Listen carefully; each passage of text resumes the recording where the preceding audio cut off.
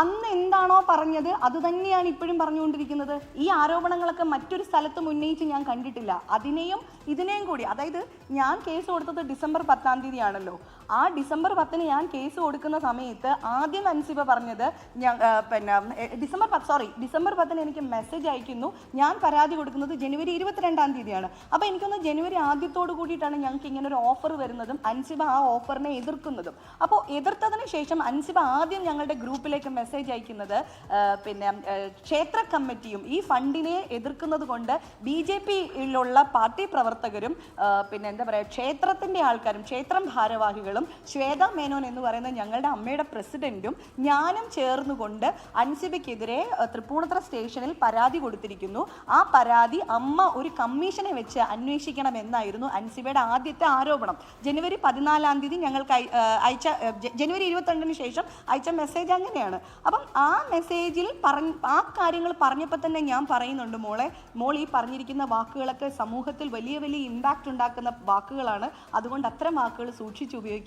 അത്തരത്തിലുള്ള യാതൊരു കാര്യങ്ങളും എൻ്റെ പരാതിയിലില്ല. എൻ്റെ പരാതി വെറും 4 വരികയുള്ളൂ. നീ അതിനെക്കുറിച്ച് കൃത്യമായി അന്വേഷിക്കൂ എന്ന് ഞാൻ പറഞ്ഞതാണ്. അന്ന് ആ കുട്ടി എന്ത് വാക്കുകൾ പറഞ്ഞിട്ടുണ്ടോ അത് തന്നെയാണ് ഇന്ന് ഈ മെയ് പകുതിയോട് കൂടിയിട്ടും ഇതേ ചാനലുകളുടെ മുന്നിൽ വന്ന് നിന്നിട്ട് അൻസിബ പറയുന്നത്. അതിൽ നിന്ന് തന്നെ എനിക്ക് ഉറപ്പാണ് അത് തന്നെയാണ് അൻസിബയുടെ പ്രശ്നം. തെളിവുകളെല്ലാം കൊടുത്തിട്ടുണ്ട്, തെളിവുകളെല്ലാം കൃത്യമായിട്ട് കൊടുത്തിട്ടുണ്ട് പോലീസിന്. അന്ന് എന്തൊക്കെയാണോ ടൈപ്പ് ചെയ്തിട്ട് അയച്ചത് ഇതൊരു കരുതി കൂട്ടിയിട്ട് ഇത് വേണമെന്ന് വെച്ചിട്ട് തന്നെ ചെയ്തതാണ്. പിന്നിലുണ്ടോ എന്ന് ഞാൻ സംശയിക്കുന്നു.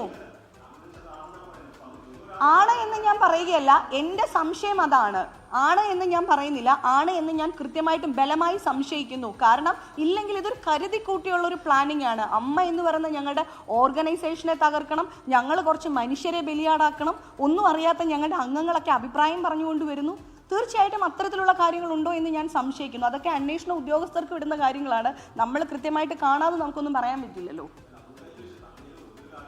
വെറുതെ ഒരു ആരോപണമല്ല എന്ന് ഞാൻ സംശയിക്കുന്നു. എനിക്ക് സംശയിച്ചുകൂടെ? എൻ്റെ സംശയമാണ് ഞാൻ പറയുന്നത്. ഉണ്ട് എന്ന് ഞാൻ സംശയിക്കുന്നു.